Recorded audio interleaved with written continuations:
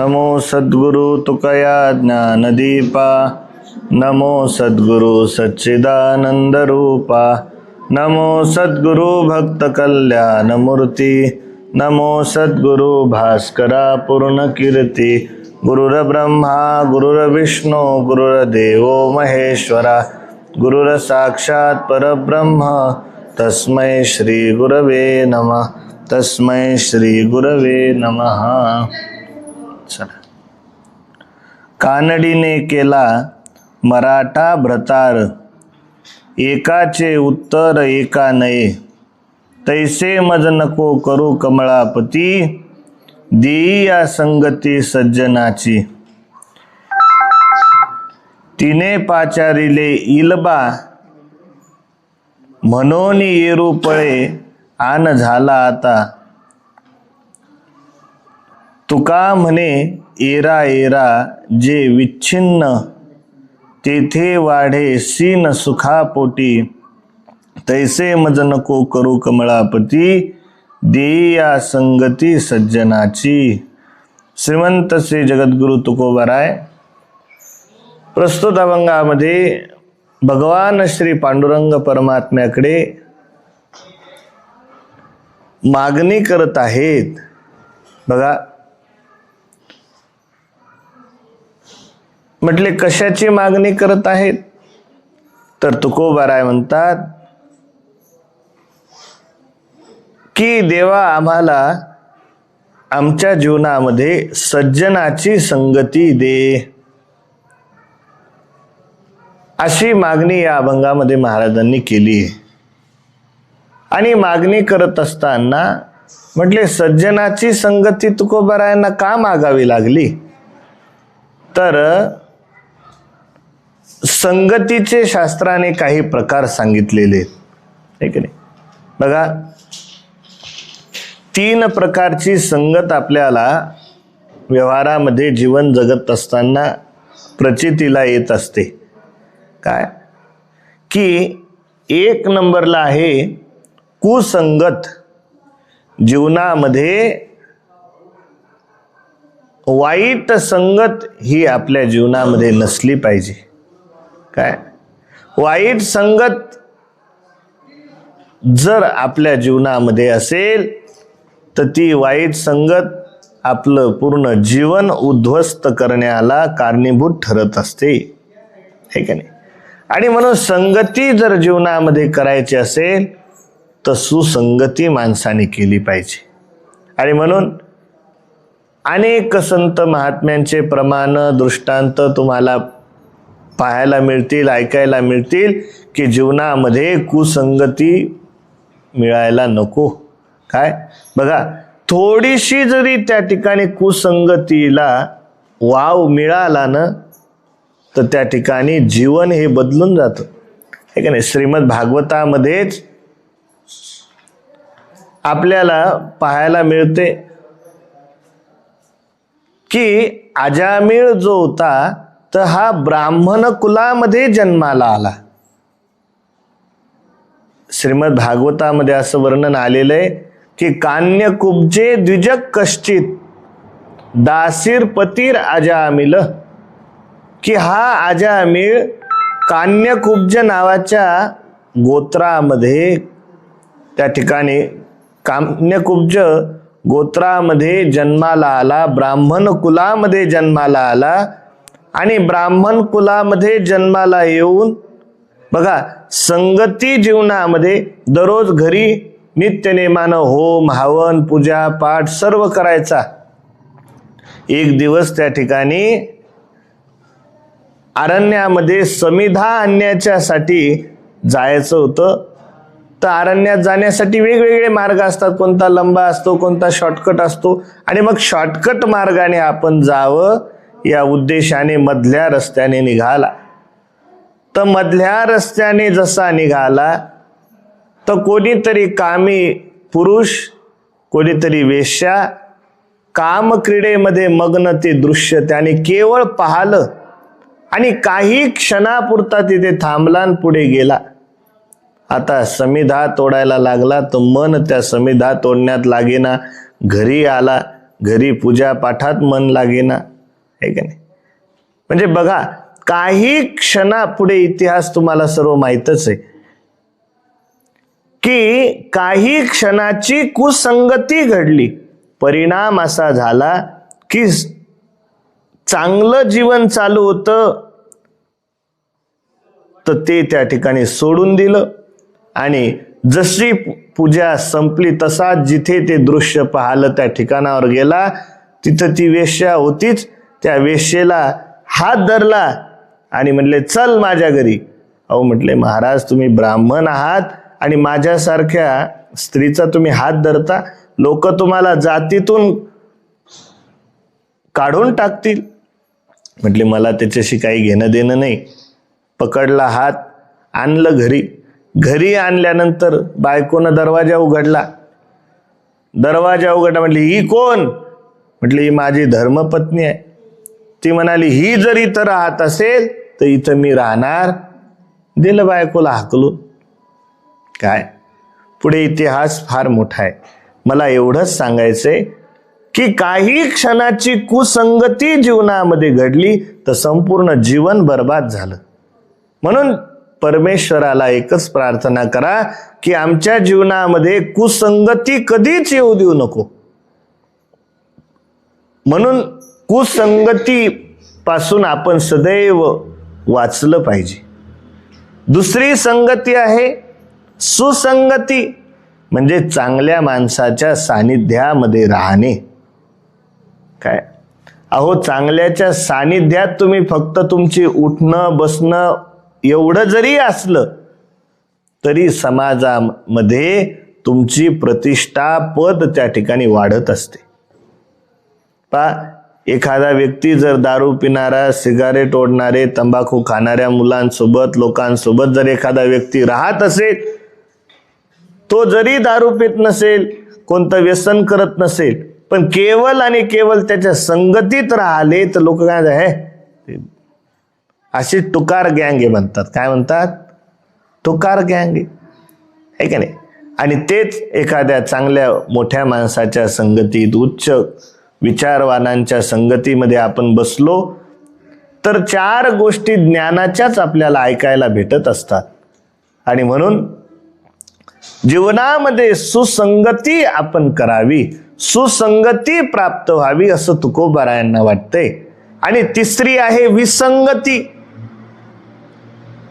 बघा, जीवनामध्ये कुसंगती आली तरी दुःख आहे, जीवनामध्ये विसंगती आली तरी सुद्धा काय आहे, दुःख आहे.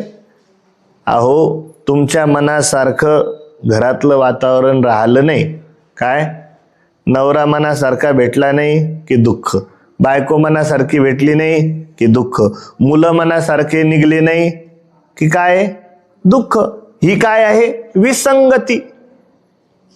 प्रत्येक ठिकाणी.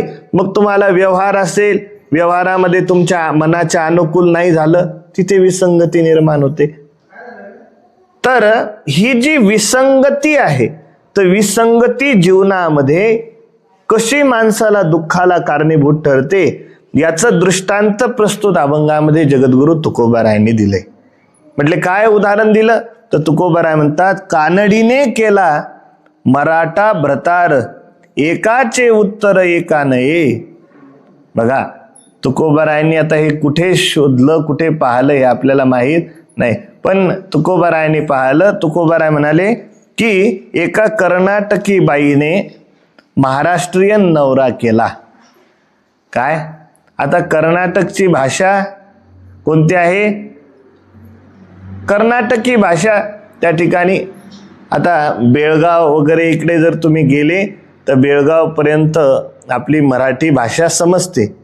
पण बेळगावच्या जर आता बेळगाव पासूनच थोड्या अंतरावर एक आपला तिथे आश्रम आहे कर्नाटकमध्ये. आता आपल्याला काही भाषा येत, तिथले ते महाराज होते, है का नाही. एक महाराज आमचे प्रवचन ऐकू राहिले सध्या कर्नाटक मधलेच, है का नाही, लाईव्ह आपलं हे. तर कर्नाटकी भाषेमध्ये ते बोलू लागले, एकमेकाचा संवाद. तर परिस्थिती अशी झाली, आता जुन्या काळातली पद्धती कशी होती, एकदम जुन्या काळातल्या, की लहानपणीच लग्न व्हायचे, हे की नाही, बालविवाह व्हायचे. आणि मग लग्न झाल्यानंतर लोक नाव वगैरे सर्व ते हे करून घ्यायचे, लग्न बालविवाह करून घ्यायचे, पण मुलीला एकदम तिकडे पाठवत नसायचे. काही 6 महिने वर्षभर त्या ठिकाणी पाठवायचे नाही. आणि मग असंच एक नवीन नवीन लग्न झालं, हे की नाही. तो काळ होता बरं का, आताचा काळ नाही. आताचा जमानाच वेगळा आहे. काय अहो, जुन्या काळामध्ये मुलाचं आणि मुलीचं संभाषण तर दूर राहिलं, त्यांचे चेहरे सुद्धा त्यांना पाहू देत नव्हते, है की नाही. आणि आत्ताच आम्हाला कुठेतरी जाण्याचा योग आला तर ते पाहिलं, ते लग्न कार्यात अहो जुन्या काळामध्ये अंतरपट त्या ठिकाणी दोघांच्या मधोमध धरल्या जायचा. आता तेही राहिलं नाही. काय तिकून नवरदेव नवरी सोबतच येतात, सोबतच एका बाकड्यावर बसतात, इकडं मंगलाष्टक होतात, दोघं एकमेकाला खुणवतात, हसतात, बोलतात, आणि कशाचं काय राहिलं काय. आणि त्याला कारणीभूत, आपल्या परंपरा मोडण्याला कारणीभूत आपण आहोत. अहो सध्याचा जमाना तर इतका अवघड झाला की ते काय प्री वेडिंग शूट काय काय असं ते असतं म्हणतात, तर ते की लग्नाच्या अगोदरच ते फोटो काढा. अरे लग्न तर होऊ द्या, नंतर काढा तुम्हाला काय काढायचे, हे का नाही. तर हे कलियुग आहे. कलियुगामध्ये पण आपण आपल्या परंपरा, आपण आपले संस्कार, आपल्या शास्त्राने जे शुद्ध परंपरा आपल्याला घालून दिल्यात, त्या परंपरा पाळणं हे आपलं प्रत्येकाचं कर्तव्य आहे. ज्या अर्थी शास्त्राने सांगितलं की लग्नाच्या पूर्वी एकमेकांचे चेहरे त्या ठिकाणी पाहू नयेत, तर त्याच्या मागे काहीतरी सिद्धांत असेल की नाही. आता तर लग्न ठरलं असं झालं कीच फोन चालू होतात, जेवले का, झोपले का, काय करू राहिले, काय नाही करू राहिले, है का नाही. आणि त्याचा परिणाम असा झाला, तुम्ही जर एक विचार केला शांततेने, तर त्याचा दुष्परिणाम असा झाला की 100% 60% लग्न हे मोडतायत. काय होत आहेत, शेवटपर्यंत टिकत नाही. कशाचा परिणाम होता की हे सर्व परिणाम हा मोबाईलचा आहे. जास्त घनिष्ठ संबंध त्या ठिकाणी झाल्याचा हा परिणाम आहे. आणि मग नवीन नवीन त्या कानड्या मुलीचं आणि मराठी मुलाचं लग्न झालं, ठीक आहे ना. आता कुठं भेटले, काय भेटले आपल्याला माहीत नाही, पण भेटले एखाद्या ठिकाणी, एखाद्या कार्यामध्ये, आणि मग काही लोकांनी संबंध घडून आणला. आता लग्न होईपर्यंत काही काही लोकांना कानडी भाषा सुद्धा येते आणि मराठी सुद्धा येते, तर त्यांनी लग्न होईपर्यंत ही इकडून कानडी भाषेत बोलायची, ते मराठीत करून सांगायचे, हा मराठीत बोलायचा, कानडीत करून सांगायचे. लग्न झालं, सगळं झालं, पोरगी तिकडे माहेरातच आहे, आणि 6 महिने झाले याची आई याला म्हणते, का रे बाबा, अरे किती दिवस मला त्या ठिकाणी हे दुःख भोगायला लावतोस तू, अरे आता मला कुठे आराम करू दे. म्हटली, आई काय म्हणतेस, अरे माझी सून घेऊन ये लवकर. आता याला तेच पाहिजे होतं की आई कधी म्हणते, आहे का नाही. आता जसं सून घेऊन ये म्हटल्यानंतर गडी रात्रभर झोपलाच नाही. काय लगे संध्याकाळीच बैल गेलं सर्व, आता जुन्या काळात बैलगाड्या होत्या, मग बैल वगैरे सर्व धुवून काढले. सकाळीच उठला, बैलावर झुला टाकल्या, हे का नाही, झुला पूर्वीच्या काळामध्ये होत्या, बैलावर झुला टाकल्या, आणि सकाळीच 6 वाजता घरून निघाला. आता घरून निघाला, इकडे मुलीच्या घरच्यांनाही निरोप मिळाला की जवाई बापू येणार आहेत, हे की नाही, आणि मग आज नेण्यासाठी येणार आहेत. तर सर्व तयारी सुद्धा झाली. मुलगी सुद्धा आतुरतेने पाहत होती की कधी येतात, कधी घ्यायला येतात, कधी येतात, हे की नाही. आता दुरूनच त्या ठिकाणी बैलगाडी येताना दिसत आहे. बैलाच्या गाडीच्या याने धूळ आकाशामध्ये उडत आहे. आणि मुलीने तिच्या सोबतिणीला सांगितलं की जरा थोडं पुढे जा, नेमकी बैलगाडी कोणाची हे बघा. आणि तिच्या सोबतीने मैत्रिणी गेल्या, पाहतात तर कोण आहे, जावाईच आहे. लगेच पोरी पळत पळत आल्या, जावाई आले, जावाई आले, जावाई आले.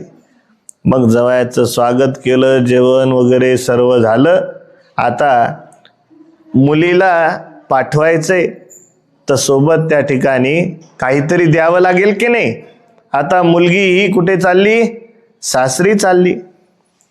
देत असता की नाही तुम्ही काही ना काही गठोडं, आहे की नाही, काही खायच्या वस्तू, काही वेगवेगळ्या त्या ठिकाणी भरून आपण मुलीसोबत देतो.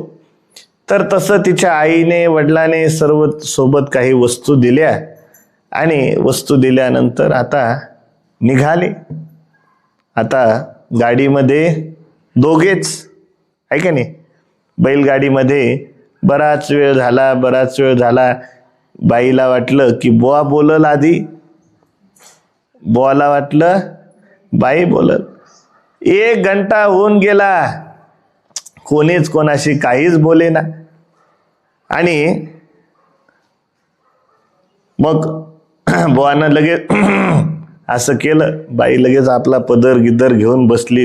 तिला वाटलं की आता नक्की काहीतरी माणूस बोलतो रे बाबा. आणि बोलतो असं म्हटल्यानंतर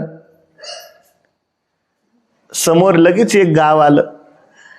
मग यानं आपलं मराठीत विचारलं, अगं हे पुढचं गाव कोणतं आहे का नाही. आपण विचारतोय हे कोणतं गाव आहे. आता असा प्रश्न केल्यानंतर ती होती कानडी, हा होता मराठी.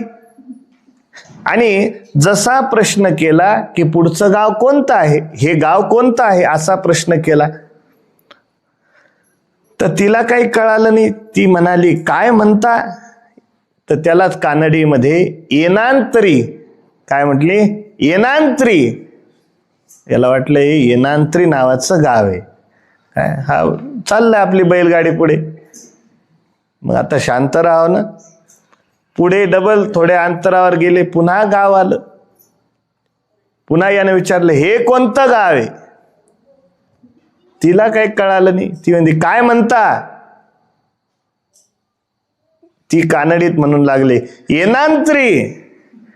आता याला वाटलं येनांत्री, नेमकीच येनांत्री गेली. याला वाटलं मराठीत की नेमकंच हिनं मागचं गाव कोणतं सांगितलं, येनांत्री. आणि आता दुसरं गाव विचारलं तर कोणतं सांगितलं, येनांत्री, आहे की नाही. त्याला असं वाटलं की कदाचित एका गावाचे 2 नावं असू शकतात.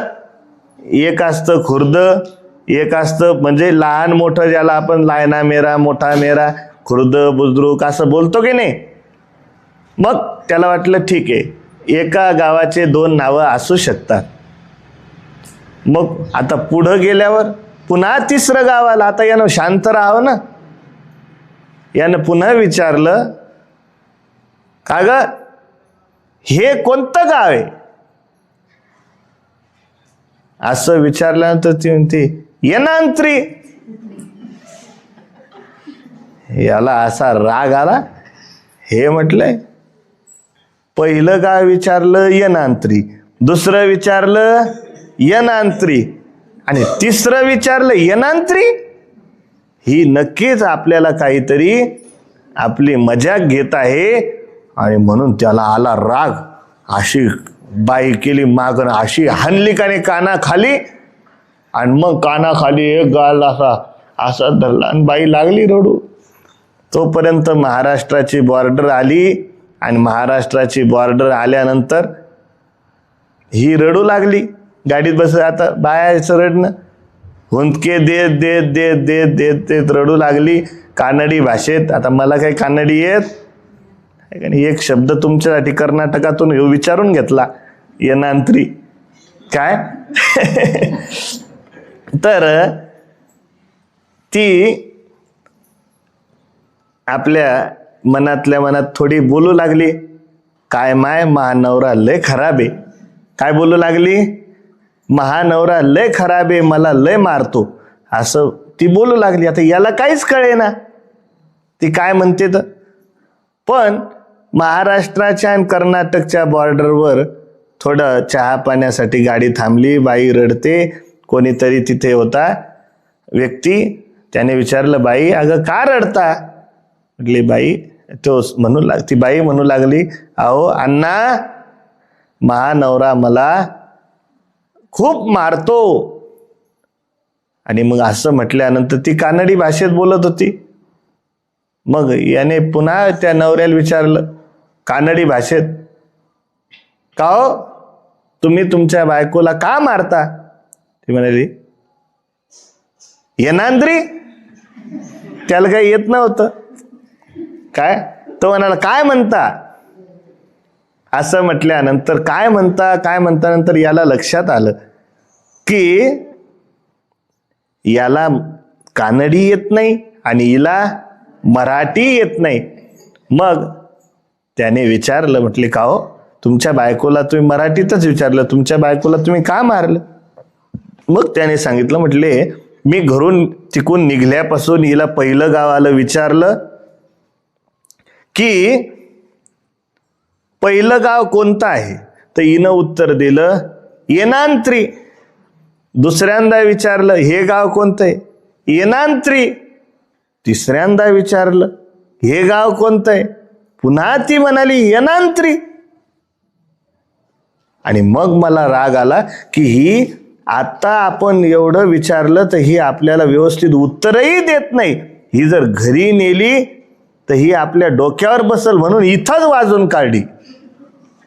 मग त्याने डोक्याला हात लावला. अरे म्हटले बाबा, तू तिला विचारत होता हे कोणतं गाव आहे, तिला ते कळत नव्हतं. ती म्हणायची काय म्हणता येनांत्री, काय काय म्हणता तुम्ही? मग त्याला कळालं की हिला मराठी येत नाही. तो म्हणाला बरं झालं म्हटले हे इथंच सॉल्व झालं, नाही तर घरी गेल्यावर का मी हिला काय देणार होतो, 10 काडी मोड. म्हणजे काय सांगायचं तात्पर्य मी तुम्हाला सांगितलं की कानडीने मराठी भ्रतार केला. तुकोबाराय म्हणतात कानडीने केला मराठा भ्रतार, एकाचे उत्तर एका नाही. दोघं काय बोलतात आपसामध्ये हे दोघांनाही कळायला मार्ग नाही, दोघांनाही समजत नव्हतं. म्हणून जीवनामध्ये ही विसंगती जी आहे, तर तुकोबाराय म्हणतात देवा आमच्या जीवनामध्ये ह्या कानडी सारखं आणि मराठा भ्रतार जसा केला तशी विसंगती आमच्या जीवनामध्ये येऊ देऊ नको. तैसे मज नको करू कमळापती, देई या संगती सज्जनाची. देवा हे कमळापती, पहा देवाला विशेषण लावलं की कमळापती म्हटलेलं आहे. कमळापती म्हणजेच कोण? कमलाचा पती नाही व माय, हा कमळाचा कमल, कमलावर जी विराजमान आहे, कमळावर जी विराजमान आहे अशी कोण? लक्ष्मी. आणि त्या लक्ष्मीचा जो पती आहे तो कोण? पांडुरंग परमात्मा. नाही तर कमलाबाईचा पती म्हणसाल असं नाही. काय कमळापती म्हणजेच लक्ष्मीचा पती. आणि तुकोबाराय म्हणतात तैसे मज नको करू कमळापती, देई या संगती सज्जनाची. हे कमळापती याप्रमाणे मला करू नकोस, अशी विसंगती माझ्या जीवनामध्ये देऊ नकोस, तर माझ्या जीवनामध्ये सज्जनाची संगती द्या. पुढे तुकोबाराय म्हणतात तिने पाचारिले इल्बा, मनोनी पहा तुकोबाराय म्हणतात की आता घरी आले, घरी आल्यानंतर सकाळी उठल्या उठल्या बाईनं केला चहा. काय केला? चहा. आणि चहा केल्यानंतर ती बाई आपल्या कर्नाटकी भाषेमध्ये त्याला म्हणू लागली, इल्बा इल्बा इल्बा. आता इल्बा इल्बा इल्बा ती म्हणू लागली, माझ्याकडे या, माझ्याकडे या. कशासाठी? चहा घेण्यासाठी, हे की नाही. ती म्हणू लागली इल्बा. आता याला वाटलं की ही आपल्याकडं बा शब्द हा बापासाठी वापरला जातो, ही मला बाप म्हणते काय, म्हणून तो लांब लांब पळू लागला. काय? ती म्हणायची माझ्याकडे या, इल्बा इल्बा. हिला वाटलं की बा म्हणजे बाबा, ही मला बाबा म्हणते की काय, आणि म्हणून त्याने भलताच अर्थ काढला. तिला वाटलं की ही मला नक्की हिनं बाप म्हणलेलं समजलेलं आहे, आणि म्हणून तो तिच्यापासून लांब लांब पळू लागला. तुकोबाराय म्हणतात, तिने पाचारिले इल्बा म्हणून येरू पळे आन झाली आता. तो दूर दूर पळू लागला. तुकोबाराय म्हणतात, तुका म्हणे येरा, येरा जे विच्छिन्न तेथे वाढे सीन सुखापोटी.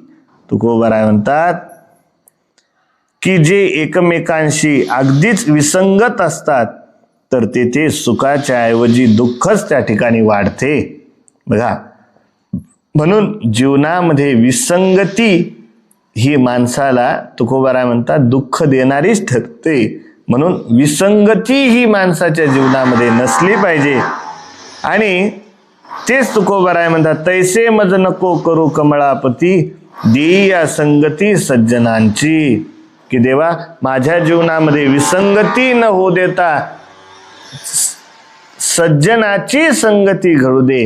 हेच या अभंगात जगद्गुरु तुकोबाराय देवाकडे मागणे मागतात. बस. पुंडलिक वरदे हरी विठ्ठल श्री ज्ञानदेव तुकारा पंढरीनाथ भगवान की जय. गोपाल कृष्ण भगवान की जय. श्री गुरुदेव भगवान की जय. काशी विश्वनाथ भगवान की जय. ओम नमः पार्वती पते हर हर महादेव.